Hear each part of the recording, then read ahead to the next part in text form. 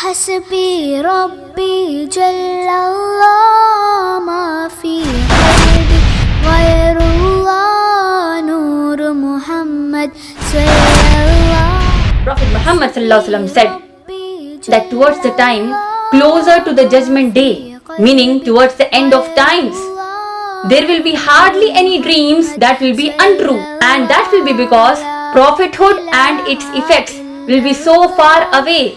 So the believers, in the form of compensation, in the form of dreams, will receive guidance from Allah subhanahu wa ta'ala to be certain and patient in their faith. There are basically three words in Arabic used for dreams: Hulm, Manam and Ru'ya. The word Hulm used for dreams in the Quran is mentioned in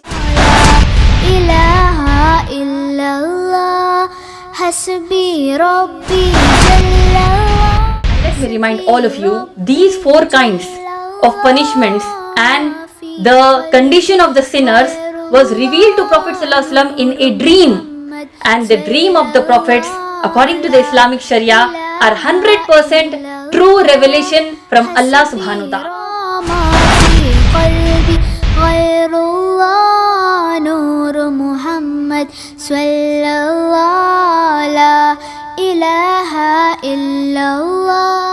Alhamdulillahi wahda wassalatu wassalamu ala man la nabiyya ba'da wa ala alihi wa ashabihi ajma'in. أعوذ بالله من الشيطان الرجيم بسم الله الرحمن الرحيم ربنا لا تزغ قلوبنا بعد إذ هديتنا وهب لنا من لدنك رحمة إنك أنت الوهاب بسم الله الرحمن الرحيم رب اشرح لي صدري ويسر لي أمري واحلل عقدة من لساني يفقه قولي. أما بعد, I welcome all of you with the Islamic greetings. Assalamu alaikum wa rahmatullahi wa barakatuhu. Meaning, may the peace, mercy and blessings of Almighty God Allah subhanahu wa ta'ala be on all of you. The topic of my talk is Islamic basics of dream interpretation. Dream, according to the Merriam-Webster's dictionary, means a series of thoughts, images or emotions occurring during sleep. There is hardly anyone in the world who does not dream, or must have not experienced dream, or must have lost the ability to dream due to any disorder in his or her mental health condition. The medical definition for not dreaming is known as Charcot-Willebrand syndrome, named after the French founder of modern neurology, Jean-Martin Charcot, and the German neuro-ophthalmologist Hermann Willebrand. Before I discuss the topic of my talk from the Islamic perspective, I would like to first discuss it from a non-religious perspective. Let me now ask and inform to all of you as to why do we dream? The answer to this question, why do we dream, is that modern science has no answer to this question yet. Meaning to say that modern science and the advanced scientists do not know actually why do we dream. The simplest explanation given by modern science regarding dreams is that during sleep people experience rapid eye movement, which is also known as REM, R-E-M. REM sleep originates in an area of the brain called the pons. And it is during this activity that most of the dreams are documented by the neurologists and those experts who are studying dreams. The community of atheists and agnostics are void of the understanding and purpose of dreams because they do not believe in God or religion, and they simply rely on scientists and science. Almost all the major religions of the world and all major ethical systems of the world, they believe that dreams, they have an auspicious or inauspicious message for the person who dreams, and based on their respective ideologies, mythologies, or their beliefs, their ethical beliefs, they interpret different dreams differently. For example, if you read the Agni Purana of the Hindu religious scriptures, it details dream interpretation, as well as the Vedas and the Upanishads also have an important place for dream interpretation. The Old and the New Testament of the Bible concerning Judaism and Christianity, the Bible, it has at least 20 places where dreams have been mentioned. And the scholars of Judaism and Christianity have tried to interpret them. Now, let me discuss the main subject of my talk today, and that is Islamic basics of dream interpretation. Dreams have an important place in the teachings of Quran and the teachings of Prophet Muhammad sallallahu alaihi wasallam. There are basically three words in Arabic used for dreams: hulm, manam, and ru'ya. The word hulm used for dreams in the Quran is mentioned in Surah Yusuf, Surah number 12, ayat number 44, and Surah Anbiya, Surah number 21, ayat number 5. The word manam is used for dreams in the Quran in Surah Anfal, Surah number 8, ayat number 43, and Surah Safat, Surah number 37, ayat number 102. And the word ru'ya used for dreams in the Quran is mentioned in Surah Bani Israel, Surah number 17, ayat number 60, Surah Safat, Surah number 37, ayat number 105, and it is also mentioned in Surah Fatah, Surah number 48, ayat number 27. If we analyze the teachings of Quran, we find that Almighty God Allah subhanahu wa ta'ala, He declared in the Quran in Surah Ahzab, Surah number 33, ayat number 40, that Prophet Muhammad sallallahu alaihi wasallam is the last and final prophet and messenger of Allah, and therefore no more revelation of the books of Allah to guide mankind will ever happen now. But according to a hadith of Sahih Bukhari, volume number 9, hadith number 6987 to hadith number 6989, Prophet Muhammad sallallahu alaihi wasallam said that true dreams are one of the 46 parts of prophethood. According to another hadith recorded in Sahih Muslim, volume number 6, hadith number 5905, Prophet Muhammad sallallahu alaihi wasallam said that true dreams are one of the 45 parts of prophethood. According to another hadith recorded in Sahih Muslim, volume number 6, hadith number 5916, Prophet Muhammad sallallahu alaihi wasallam said that true dreams are one of the 70 parts of prophethood. And according to another hadith recorded in the book of Tirmizi, volume number 4, hadith number 2716, Prophet Muhammad sallallahu alaihi wasallam said that true dreams are one of the 40 parts of prophethood. These different numbers in the ahadith about dreams are explained by the scholars differing based on the clarity of the truthfulness of the dreams, based on the purity of faith in Allah and the level of God piety and God conscious of the person who dreams respectively.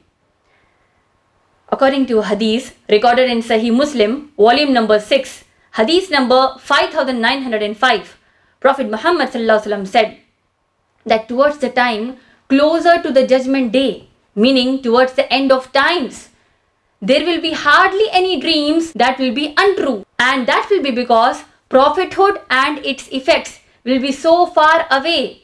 So the believers, in the form of compensation, in the form of dreams, will receive guidance from Allah subhanahu wa ta'ala to be certain and patient in their faith.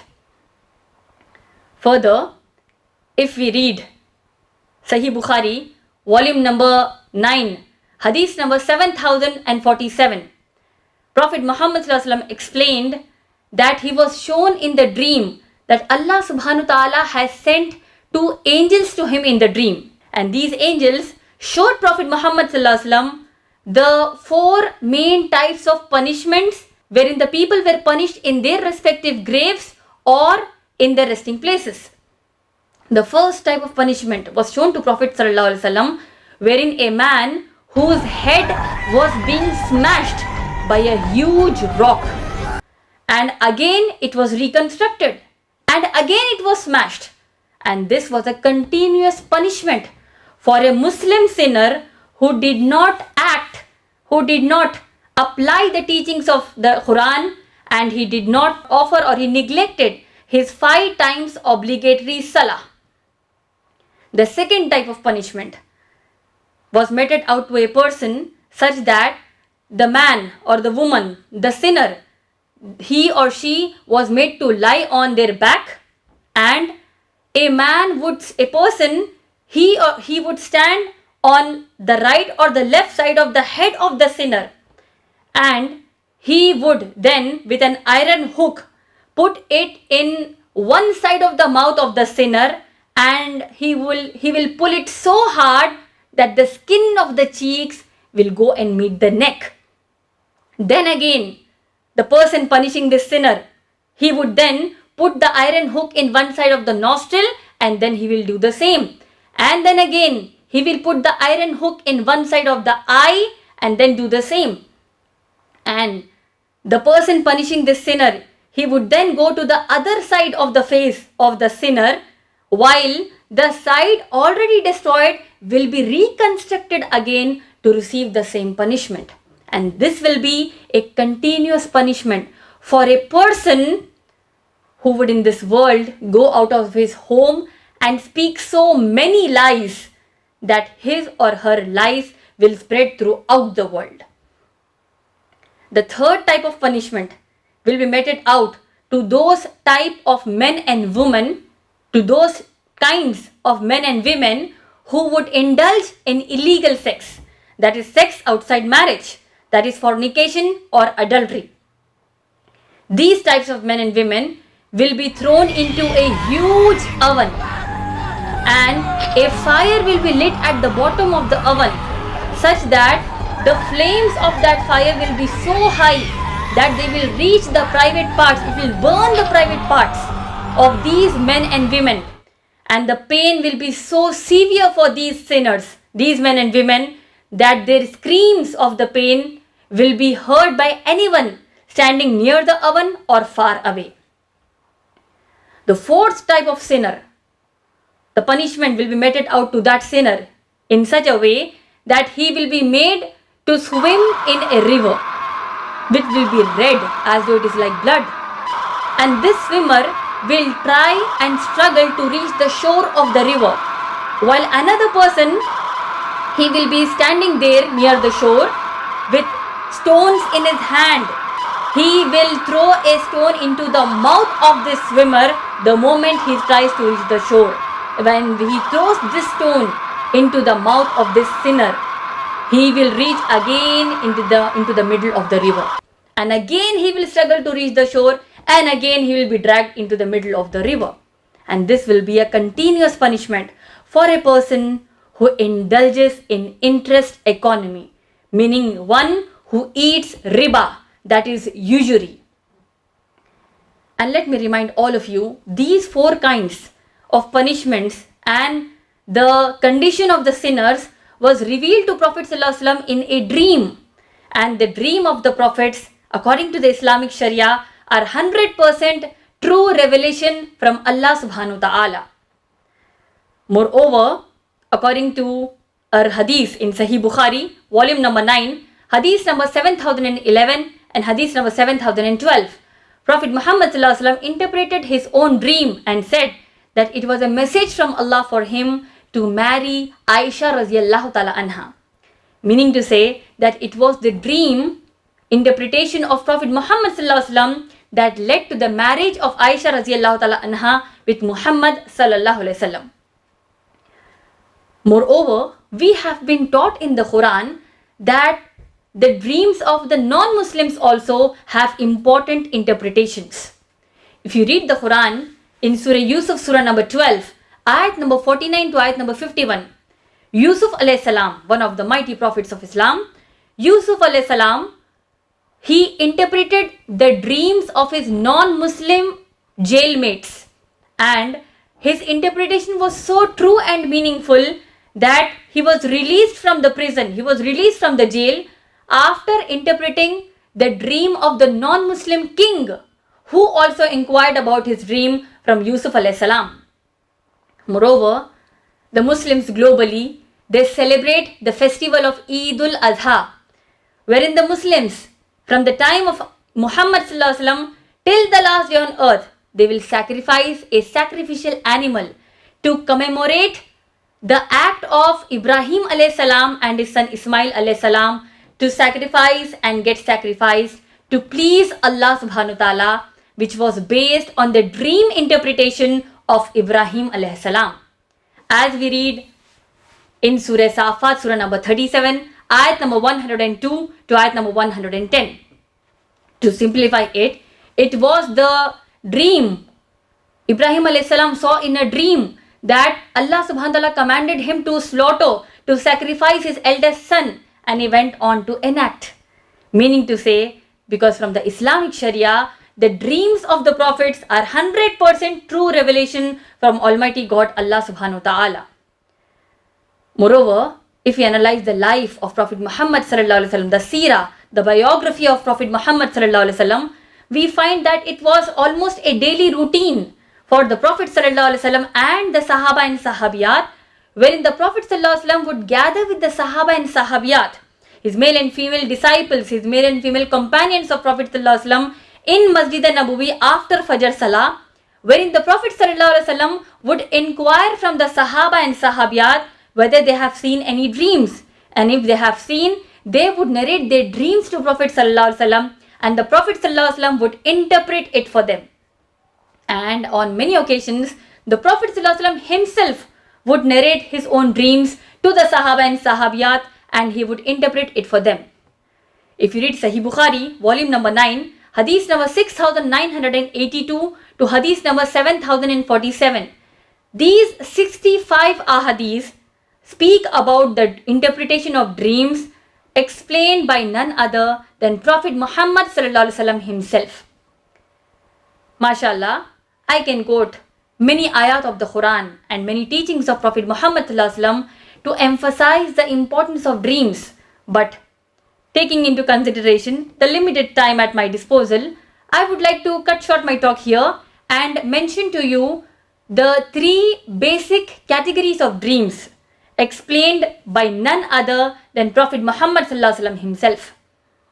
If you read Sahih Muslim, volume number 6, Hadith number 5905, Prophet Muhammad sallallahu alaihi wasallam said that dreams are of 3 types. A dream from Allah, a dream that threatens you, that causes distress to you, that is from shaitan, and the third is a dream which comes from what a person thinks while he is awake and he sees that in his dream. The scholars of Islam, they have given 3 technical terms for these 3 types of dreams based on the hadith in Sahih Muslim, volume number 6, hadith number 5905. The first type, the scholar said, it is the Rahmani dream, meaning a dream from Allah subhanahu wa ta'ala. The second, they said, it is the Shaitani dream, the dream which causes distress, which causes depression, that is from shaitan. The third, the scholar said, it is the Nafsani dream, meaning a dream which occurs due to the psychological condition of the person while he is awake. Let me point out something very important to all of you regarding dream interpretation in Islam, and that is, in the Islamic teachings of Quran and Sunnah, there is no generic interpretation of dreams. Meaning to say that if a person, if a man or a woman, they see a dream which has inauspicious interpretation, then the same dream, if it occurs to another man or woman, it can be of auspicious interpretation. Meaning to say that dreams in Islam are interpreted based on the person to person, meaning it differs from person to person. But let me also remind to all of you that if a person sees in the dream that he is disobeying Allah and His Messenger sallallahu alaihi wasallam, or opposing the core teachings of Quran and Hadith, like the core teachings of acting upon Tawheed, not offering 5 times Salah, acting against Tawheed, not acting on the Sunnat, the Quranic ayat about Salah, and so on, then all these kinds of dreams have almost and always inauspicious interpretation. Ibn Hajar rahmatullah alayh, the famous scholar whose explanation of Sahih Bukhari, whose explanation of the ahadith of Bukhari are unanimously accepted by the Muslims to be the best and landmark explanation, he said that 100% true dreams are only of the prophets, while mixed up dreams which are not opposing to the Islamic Sharia and these occur to people other than the prophets, then they are like a glad tiding about a future event from Allah or a warning against a future event. And he also said, Ibn Hajar rahmatullah alayh also said, but if a person sees in a dream that he's in depression, he is distressed because of that. Why? Because he feels that he is losing hope in Allah, Allah is ignoring him, his du'as are being rejected, then all these types of dreams are from shaitan.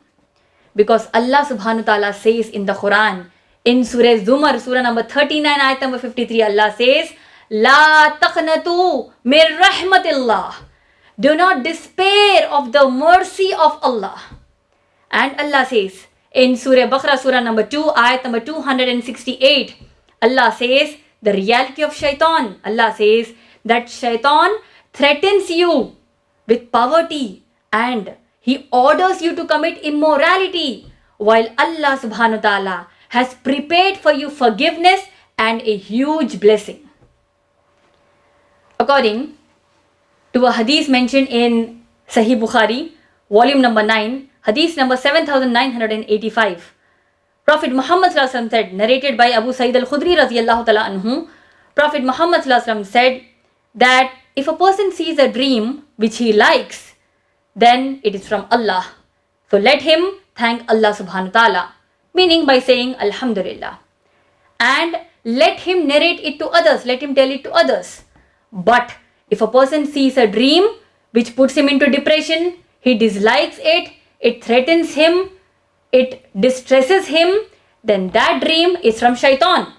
So let him or her seek refuge with Allah about the shaitan, and let him or her not speak about it to others, for that will not cause any harm to him. Here I would like to point out 2 important teachings of Prophet sallallahu alaihi wasallam. The first is, if you read Sahih Muslim, volume number 6, hadith number 5904, Prophet Muhammad sallallahu alaihi wasallam said that you should narrate your good dreams only to your confirmed well-wishers. Otherwise, the envy and jealousy of the person who listens to your dream can prevent the blessing of the dream for you, or can even sometimes cause a harm. And the second important thing is, according to the hadith in Sahih Muslim, volume number 6, hadith number 5905, Prophet Muhammad sallallahu alaihi wasallam said that if you see a dream that distresses you, you dislike it, you feel sad about it, then that dream is from shaitan. So what you need to do, you need to seek refuge with Allah from shaitan. How you should do it? The Prophet sallallahu alaihi wasallam said simply, you should say Auzu Billah thrice. 3 times you should say Auzu Billah, and then spit on your left side. And this spit should be soft, dry spit with no saliva ejected. And during this pandemic times, we need to take our precautions while acting upon this hadith. Otherwise, the media buffoons, they will wrongly implicate you for spreading the coronavirus. Finally, I would like to conclude my talk by stating a note and 2 important reminders for all of you. First of all, I would like to make a note and say that the scholars of Islam, they consider the third part of the night, which the Muslims generally refer as the Tahajjud time. The scholars, they consider that from the third part of the night till the first Salah of the day, that is the Fajr Salah, this is the best time for dreams to come true. That is, this is the best time for dreams with true meaning. And that is because it is in this tahajjud time, it is at this tahajjud time that Allah subhanahu wa ta'ala calls his slaves from the nearest heaven which befits his glory. And Allah subhanahu wa ta'ala asks his slaves to seek his forgiveness, mercy and blessings for all that they ask of him. As mentioned in Sahih Bukhari, volume number 2, hadith number 1145. The two important reminders which I would like to make all of you note is that the first is, the scholars they say that a person who is the most obedient to Allah will see most of his dreams from Allah, and therefore most of his dreams will be of true meaning. Meaning to say that obedience to Allah is directly proportional to the true dreams with the truest meaning. The second important reminder is, a Muslim man or woman shall make sure to act upon the three basic sunnah of Prophet ﷺ before sleeping. The first is, they shall clean the place where they sleep just before sleeping. The second is, make sure that you have offered your obligatory salah, which in most of the cases is the Isha salah, and be in a state of tahara and wuzu. And the third important is, read loudly Ayatul Kursi, the last three Qul, that is Surah Ikhlas, Surah Falaq and Surah Nas, and recite the dua Allahumma bismika amutu wa ahya just before closing your eyes for sleeping. With this, I would like to conclude my talk by reciting and translating the beautiful dua taught to us by the creator of the universe, Allah subhanahu wa ta'ala, in Surah Al Imran, Surah number 3, ayat number 8. Allah subhanahu wa ta'ala taught us the dua, Rabbana la tuzigh qulubana ba'da idh hadaytana wa hab lana min ladunka rahma innaka antal wahhab. O our Lord, let not our hearts deviate after you have guided us, and grant us from yourself rahmah, for you are the bestower. With this, I would like to conclude my talk. وآخر دعوانا الحمد لله رب العالمين. حسبي ربي جل الله ما في قلبي غير الله نور محمد صلى الله لا إله إلا الله. حسبي ربي جل الله ما في قلبي غير الله نور محمد صلى الله لا إله إلا الله. حسبي ربي جل الله ما في قلبي غير الله.